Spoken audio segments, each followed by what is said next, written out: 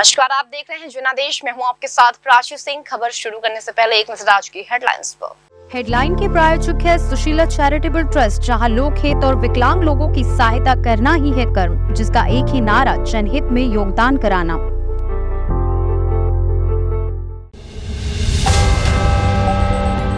Team India को लगा बड़ा झटका, शुभम गिल को हुआ डेंगू, ऑस्ट्रेलिया के खिलाफ खेलना मुश्किल। महादेव बेटिंग ऐप जांच में, अब कपिल शर्मा और हुमा कुरैशी से होगी पूछताछ, ईडी ने भेजा समन। यूपी में 3 रेलवे स्टेशनों के नाम बदले, जाने क्या रखा गया नाम। मुंबई के गोरेगांव की बिल्डिंग में लगी भीषण आग, 7 लोग की मौत, 40 घायल। सांसदों विधायकों को सदन में बोलने की पूरी आजादी, सुप्रीम कोर्ट ने कहा अपमानजनक बयान कोई अपराध नहीं। सिक्किम जल प्रलय में 19 मौतें, 22 जवानों समेत 103 लोग अब भी लापता, 3000 से अधिक पर्यटक फंसे। अब समाचार विस्तार से। रोहित शर्मा की कप्तानी में टीम इंडिया 8 अक्टूबर से वर्ल्ड कप 2023 में अपने अभियान का आगाज करने जा रहा है। चेन्नई में होने वाले मैच में भारत का सामना ऑस्ट्रेलिया से होना है, लेकिन मैच से पहले टीम के लिए बुरी खबर आ रही है। टीम के opener batter Shubham Gill dengue positive पाए गए हैं और उनका कंगारू टीम के खिलाफ खेलना मुश्किल है। टीम मैनेजमेंट गिल पर नजर बनाए हुए हैं। शुक्रवार को एक और टेस्ट के बाद उनके खेलने पर फैसला लिया जाएगा। गिल यदि मैच नहीं खेलते हैं तो रोहित शर्मा के साथ ईशान किशन ओपनिंग करते हुए दिख सकते हैं। इंडिया के एक रिपोर्ट के अनुसार शुभम गिल के ऑस्ट्रेलिया के खिलाफ मैच खेलने पर अंतिम फैसला शुक्रवार को लिया जा सकता है। ईशान किशन या केएल राहुल को बतौर ओपनर ऑस्ट्रेलिया के खिलाफ मौका मिल सकता है, लेकिन गिल का अनफिट होना टीम के लिए बड़ा झटका है। वे इस समय शानदार परफॉर्म कर रहे थे। गिल ने साल की शुरुआत में न्यूजीलैंड के खिलाफ शानदार दोहरा शतक लगाया था। पिछले दिन एशिया कप 2023 में गिल ने सबसे अधिक 302 रन बनाए थे। टीम इंडिया ने खिताब भी जीता था। महादेव बेटिंग ऐप केस में बॉलीवुड अभिनेता रणवीर कपूर के बाद अब 3 और नाम ईडी के रडार में आ गए हैं। प्रवर्तन निर्देशालय ने मशहूर कॉमेडियन कपिल शर्मा, अभिनेत्री हुमा कुरैशी और हिना खान को समन जारी किया है। सभी को पेश होकर अपना बयान दर्ज कराने के लिए कहा गया है। ये पूरा मामला छत्तीसगढ़ के महादेव सट्टेबाजी ऐप से जुड़ा है। इसे लेकर मनी लॉन्ड्रिंग के मामले की जांच ईडी के पास है। पेश मामले में ईडी ने अभिनेता रणवीर कपूर को समन जारी कर शुक्रवार को पूछताछ के लिए उपस्थित होने के लिए कहा है। जांच के दौरान अब इस केस में कॉमेडियन कपिल शर्मा, अभिनेत्री हुमा कुरैशी और हिना खान की कथित संलिप्तता सामने आई है। यही वजह है कि तीनों को प्रवर्तन निर्देशालय ने पेश होकर अपना पक्ष रखने को कहा है।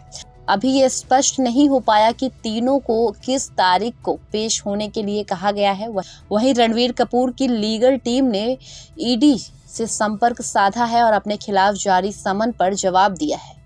रिपोर्ट के अनुसार जानकारी मिली है कि अभिनेता रणवीर कपूर ने ईडी से संपर्क किया है और जांच एजेंसी के समक्ष पेश होने के लिए 2 हफ्ते का समय मांगा है। महादेव मनी लॉन्ड्रिंग मामले में रणवीर कपूर को समन नोटिस जारी किया गया था और शुक्रवार को पेश होने के लिए कहा गया है। यूपी में 3 रेलवे स्टेशनों के नाम बदल दिए गए हैं। ये तीनों स्टेशन प्रतापगढ़ जिले के हैं। आइए जानते हैं कि इन तीनों रेलवे स्टेशनों का क्या नाम रखा गया है। उत्तर प्रदेश के 3 रेलवे स्टेशनों के नाम बदल दिए गए हैं। प्रतापगढ़ रेलवे स्टेशन अब मां बेल्हा देवी धाम प्रतापगढ़ जंक्शन के नाम से जाना जाएगा। अंतु रेलवे स्टेशन अब से मां चंद्रिका देवी धाम के नाम से जाना जाएगा और विश्वनाथगंज को शनिदेव धाम विश्वनाथगंज के नाम से जाना जाएगा। यहाँ के देवी देवताओं के नाम इन तीनों स्टेशनों के नाम से जोड़ दिए गए हैं। आप अगर इन स्टेशनों की यात्रा करने वाले हैं तो ध्यान रखें कि इन स्टेशनों का नाम बदल दिया गया है। हालांकि स्टेशन के नाम में और नाम जोड़ा गया है, पर कुछ भी हटाया नहीं गया है। एक वरिष्ठ रेलवे अधिकारी ने बताया कि केंद्र रेल मंत्रालय ने पहले ही इन तीनों रेलवे स्टेशनों का नाम बदलने को लेकर मंजूरी मिल गई थी। अब रेलवे बोर्ड ने इन सभी के लिए औपचारिक नोटिफिकेशन जारी किया है। अब प्रतापगढ़ जंक्शन, अंतु और विश्वनाथगंज का नाम बदल दिया गया है। इन तीनों स्टेशनों के नए नाम मां बेल्हा देवी धाम प्रतापगढ़ जंक्शन, मां चंद्रिका देवी धाम अंतु और शनिदेव धाम विश्वनाथगंज है। जान लें कि प्रतापगढ़ के सांसद संगम लाल गुप्ता ने इन स्टेशनों के धार्मिक महत्व के आधार पर प्रतापगढ़ जंक्शन, अंतु और विश्वनाथगंज रेलवे स्टेशनों के नाम बदलने के लिए केंद्रीय रेल मंत्रालय को एक प्रस्ताव भेजा था। अब इन तीनों रेलवे स्टेशनों में वहां के देवी देवताओं का नाम जोड़ दिया गया है। गौरतलब है कि इससे पहले साल 2020 में कौशाम्बी के सांसद विनोद सोनकर ने सरकार को प्रस्ताव भेजा था कि कुंडा हरनामगंज रेलवे स्टेशन का नाम बदलकर कृपालू महाराज के नाम से कर देना चाहिए, क्योंकि ये जग गुरु कृपालू महाराज का जन्म स्थान है। हालांकि ये प्रस्ताव भी अभी तक मंजूर नहीं हुआ है। मंत्रालय में ये प्रस्ताव अभी विचाराधीन है। गोरेगांव की जय भवानी बिल्डिंग में बीती रात भीषण आग लग गई है और आग की चपेट में आने की वजह से 7 लोगों की मौत हो गई है। घायलों को हॉस्पिटल में भर्ती कराया गया है। मुंबई के गोरेगांव इलाके में बड़ा हादसा हो गया है। गोरेगांव की एक बिल्डिंग में भयानक आग लग गई है। इस दुर्घटना में 7 लोगों की मौत हो गई है। इसके अलावा 40 लोग आग में झुलसकर जख्मी हो गए हैं। उन्हें हॉस्पिटल में एडमिट कराया गया है। बता दें कि मुंबई के गोरेगांव इलाके में देर रात भीषण आग लग गई। आग की चपेट में आने से 40 लोग घायल हो गए हैं, जिन्हें 2 अलग अलग अस्पतालों में भर्ती कराया गया है। अब तक मिली जानकारी के अनुसार आग के कारण 7 लोगों की मौत हो गई है, जबकि अन्य 2 व्यक्ति गंभीर रूप से बताए जा रहे हैं। बता दें कि देर रात करीब 3 बजे गोरेगांव की जय भवानी नाम की इमारत में ये आग लगी, जिसे दमकल विभाग की तरफ से लेवल 2 घोषित किया गया। आग के कारण कई 4 पहिया वाहन और 2 पहिया वाहन जलकर खाक हो गई। बिल्डिंग में आग लगने के बाद धुएं का गुब्बार काफी ऊंचाई तक दिखाई दिया। जान ले कि गोरेगांव की बिल्डिंग में लगी आग ने 7 लोगों की जान ले ली। इसमें 1 पुरुष 5 महिला शामिल हैं। इसमें 2 नाबालिग भी हैं। घायलों को HBT अस्पताल और कूपर हॉस्पिटल में भर्ती कराया गया है। घायलों के उचित इलाज उपलब्ध कराया जा रहा है। 2 घायलों की हालत गंभीर बताई जा रही है। गौरतलब है कि HBT अस्पताल में 25 घायलों को भर्ती कराया गया है, जिसमें 12 पुरुष 13 महिलाएं हैं। फीमेल में 1 नाबालिग बच्ची है। वहीं मुंबई के कूपर अस्पताल में 15 लोगों को एडमिट कराया गया है। वहां 6 पुरुष और 9 महिलाएं भर्ती हैं। अभी तक कुल 46 लोगों के आग की चपेट में आने की जानकारी मिली है। सुप्रीम कोर्ट ने संसद या विधानसभाओं में राजनीतिक विरोधियों के लिए अपमानजनक बयानों को आपराधिक साजिश का हिस्सा बनाने का प्रस्ताव को खारिज कर दिया है।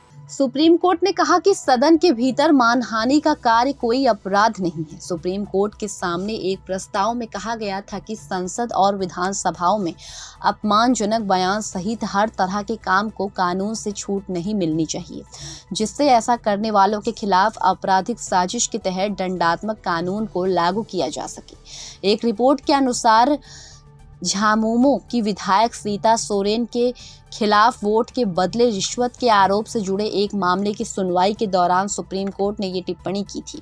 सीता सोरेन ने इस मामले से खुद को बरी करने के लिए दिए गए अपने तर्क में कहा कि उन्हें सदन में कुछ भी कहने या वोट देने के लिए संविधान के अनुच्छेद के तहत छूट हासिल है।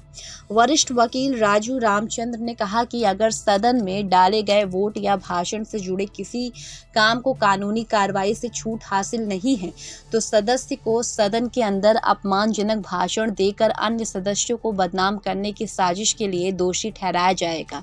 लोकसभा में एक बसपा सदस्य के खिलाफ भाजपा सांसद के हाल ही में दिए गए अपमानजनक बयान का जिक्र करते हुए रामचंद्र ने कहा कि वोट या भाषण से जुड़े किसी भी चीज के लिए अभियोजन से छूट, भले ही वो रिश्वत या साजिश हो, पूरी तरह होनी चाहिए। वकील राजू रामचंद्र ने कहा कि ऐसा नहीं होने पर सदन के पटल पर अपमानजनक भाषणों को लेकर संभावित साजिश के बारे में जांच हो। Chief justice DY Chandrachud, justice SS Bopanna, justice MM Sundeshwar justice PS Narasimha, justice JB Pardiwala, justice Sanjay Kumar और जस्टिस मनोज मिश्रा के साथ जजों की पीठ ने सदन के अंदर सदस्य जो भी कुछ बोलता है उसके लिए सदस्यों को कानूनी कार्रवाई से पूरी तरह छूट का हवाला देते हुए इस प्रस्ताव से असहमति जताई है। सुप्रीम कोर्ट ने कहा कि अगर जो करने का इरादा है वो एक अवैध काम है तो ये एक आपराधिक साजिश है। सदन के पटल पर तथाकथित मानहानिकारक बयान एक अवैध काम नहीं है और इसे संवैधानिक रूप से कानूनी कार्रवाई से पूरी तरह से छूट हासिल होना चाहिए। CJI चंद्रचूड़ ने कहा कि इसके अलावा अगर किसी अपराध की सामग्री भाषण में ही है जो अभियोजन से मुक्त है तो दंडात्मक कानून के तहत कोई दायित्व नहीं हो सकता। साफ है कि संबंधित सदन ऐसे भाषणों से निपटने के लिए सक्षम है। अटॉर्नी जनरल और वेंकटर मणि ने कहा कि जो कुछ भी किसी कानून के तहत अपराध है उसे सदन में आज़ादी से बोलने या वोट देने के लिए सांसदों को दी गई अभियोजना से छूट के तहत सहारा नहीं मिल सकता। हालांकि उन्होंने ये तर्क देकर सीता सोरेन के मामले को अलग अलग करने की कोशिश की। राज्यसभा चुनाव में मतदान का सदन की कार्यवाही से कोई संबंध नहीं है, इसलिए राज्यसभा के सदस्य को चुनने के लिए मतदान के लिए कथित तौर पर ली गई रिश्वत विधायक को अभियोजन के लिए उत्तरदायी बनाई जाएगी। सॉलिसिटर जनरल तुषार मेहता ने कहा कि रिश्वतखोरी को कभी भी अनुच्छेद 105(2) और 194(2) के तहत छूट के दायरे में नहीं लाया जा सकता है, क्योंकि अपराध भले ही संसद या विधानसभा में दिए गए मतदान या भाषण से जुड़ा हो, उसे सदन के अंजाम दिया जाता है। उन्होंने कहा कि एक सांसद द्वारा सदन के अंदर दूसरे सांसद को वोट देने या किसी विशेष तरीके से बोलने के लिए रिश्वत देने की दुर्लभतम घटना को ध्यान में रखते हुए सुप्रीम कोर्ट को प्रावधान की व्याख्या करने की जरूरत नहीं है। इस मामले में सुप्रीम कोर्ट की पीठ ने 2 दिनों की कार्रवाई की तेजी से पूरा होने के बाद फैसला सुरक्षित रख लिया है। सीता सोरेन पर 2012 में राज्यसभा चुनाव में एक विशेष उम्मीदवार को वोट देने के लिए रिश्वत लेने का आरोप लगाया गया था। सिक्किम में लोहनक झील के ऊपर बादल फटने से तीस्ता नदी में अचानक आई बाढ़ के बाद तबाही में अब तक 19 लोगों के शव बरामद किए गए हैं, जबकि 103 लोग लापता हैं।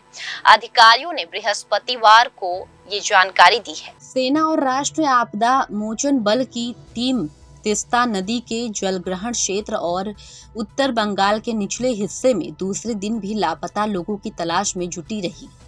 सिक्किम के मुख्य सचिव VB पाठक ने कहा कि उत्तरी सिक्किम में लोहनक झील में बुधवार तड़के अचानक आई बाढ़ की त्रासदी में अब तक 19 शव बरामद किए जा चुके हैं, जबकि 22 सैन्य कर्मियों सहित 103 लोग लापता हैं। पड़ोसी राज्य पश्चिम बंगाल सरकार ने एक बयान में कहा कि 18 शवों में 4 की पहचान जवानों के रूप में की गई है। हालांकि ये स्पष्ट नहीं है कि क्या वे लापता 22 जवानों से 4 के शव हैं। अधिकारियों ने बताया कि घायल हुए 26 लोग सिक्किम के विभिन्न अस्पतालों में भर्ती हैं। सिक्किम राज्य आपदा प्रबंध पदाधिकारी ने एक बुलेटिन में बताया कि आपदा के बाद से अब तक 2011 लोगों को बचाया गया है, जबकि 22,034 लोग इससे प्रभावित हुए हैं। पाठक ने कहा कि उन्हें सेना की 27वीं माउंटेन डिवीजन के अधिकारियों ने सूचित किया कि उत्तरी सिक्किम में लाचेन, लाचुंग और आसपास के क्षेत्रों में फंसे पर्यटक सुरक्षित हैं। अनुमान के मुताबिक विदेशी नागरिकों सहित 3,000 से अधिक पर्यटक सिक्किम के विभिन्न हिस्सों में फंसे हुए हैं। पठान ने कहा कि सेना ने अपनी दूरसंचार सेवा सक्रिय और कई पर्यटकों को उनके चिंतित परिवार के सदस्य से बात कराई। उन्होंने कहा कि फंसे हुए पर्यटकों को निकालना प्राथमिकता है और उन्हें मंगल तक हवाई मार्ग से ले जाने का निर्णय लिया गया है, जहां से उन्हें सड़क मार्ग से सिक्किम लाया जाएगा। मुख्य सचिव ने कहा कि अगर मौसम अच्छा रहा तो लाचेन और लाचुंग में फंसे पर्यटकों को कल से निकाला जाएगा। उन्होंने कहा कि भारतीय वायुसेना और सेना के हेलीकॉप्टर लाचेन, लाचुंग और चुंगथांग के लिए उड़ान भरने के लिए तैयार थे, लेकिन खराब मौसम के कारण ऐसा नहीं कर सके। उत्तरी सिक्किम में स्थानीय लोगों को निकालने की प्रक्रिया शुरू करने के लिए एनडीआरएफ की प्लाटून भी तैयार है। अधिकारियों ने बताया कि लापता 22 सैन्य कर्मियों की तलाश निचले इलाके में ध्यान केंद्रित करते हुए की जा रही है, क्योंकि संभावना है कि पानी का तेज बहाव उन्हें नीचे की ओर ले गया होगा। तीस्ता नदी में उफान से बुरी तरह प्रभावित सिंगताम शहर की स्थिति का जिक्र करते हुए पाठक ने कहा कि पास के औद्योगिक क्षेत्र सिंगताम और आईबीएम में पानी और बिजली के बुनियादी ढांचे की बहाल पूरी हो चुकी है। मुख्यमंत्री प्रेम सिंह तमांग ने आपदा में सबसे अधिक प्रभावित इलाके में से एक सिंगताम का दौरा किया और स्थिति और समीक्षा की। उन्होंने लोगों से सतर्क रहने और सुरक्षित स्थान पर शरण लेने का आग्रह करते हुए आश्वासन दिया कि सरकार उनके लोगों के लिए सभी आवश्यक उपाय कर रहे हैं। मुख्यमंत्री ने कहा कि हमारे समर्पित बचाव दल इस आपदा से पैदा हुई समस्याओं और चुनौतियों का समाधान करने के लिए दिन रात काम कर रहे हैं। मैं प्रशासन, स्थानीय अधिकारियों, सभी संगठनों तथा व्यक्तियों से एकजुटता और सहयोग की संभावना के हाथ मिलाने का आग्रह करता हूं। उत्तरी सिक्किम में लोहनक झील के ऊपर बादल फटने से तीस्ता नदी में अचानक आई बाढ़ के कारण भारी मात्रा में जल जमा हो गया, जो चुंगथांग बांध की ओर बह निकला। जल के तेज बहाव के बिजली संयंत्र के बुनियादी ढांचे को नष्ट किया गया और निचले इलाके में बसे शहरों और गांवों में बाढ़ आ गई। अधिकारियों ने बताया कि मुख्यमंत्री ने प्रधानमंत्री को पत्र लिखकर आवश्यक सहयोग मांगा है, खासकर उन क्षेत्र के लिए जहां तत्काल हस्तक्षेप की आवश्यकता है। बाढ़ के राज्य में 11 पुल बह गए, जिसमें अकेले मगन जिले के 8 पुल भी शामिल हैं। वहीं नामचित में 2 और गंगटोक में 1 पुल बह गया।